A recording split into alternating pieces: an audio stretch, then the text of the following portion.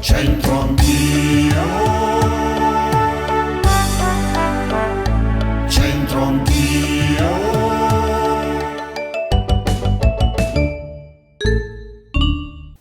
Di nuovo c'entro anch'io, bentrovati a tutti. Via Pietro Bulloni è la sesta via a destra di via Moretto e termina in via 20 settembre. Ma tutti conoscete Pietro Bulloni, no? Ve lo ricordiamo noi.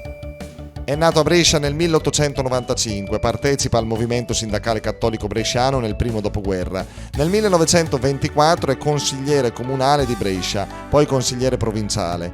Nel periodo della Resistenza è avvocato difensore di Astolfo Lunardi, Bruno Boni e molti altri antifascisti.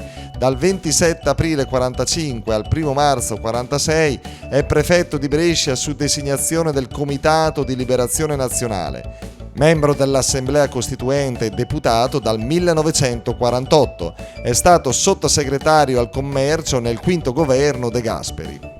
Oggi in piazza Navona, al salotto di Roma, chiediamo questo: le bel belente ederemmo sta scontente.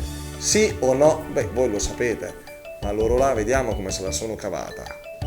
Ci sono Fabiola ed Antonella, che belle signore, romane? No, romane no, dal Veneto, Bassano del Grappa. Pure lei da Bassano del Grappa? Vicinissima a Bassano del Grappa. Beh, insomma, troviamo un po' di tutto, insomma, capitale d'Italia, quindi giustamente così. Allora, questo proverbio nel nostro dialetto, le bel belent, eder en oppure mostas contente, saprebbe rileggerlo, signora?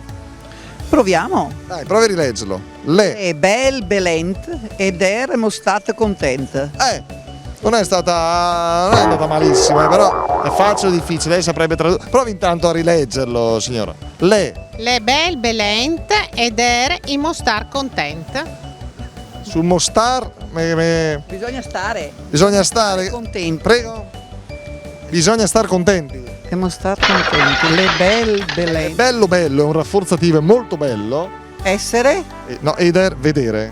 Vedere e mostrarsi contenti. E mostrarsi contenti. E come si dice? È più bello di un viso contento. Lo vedi?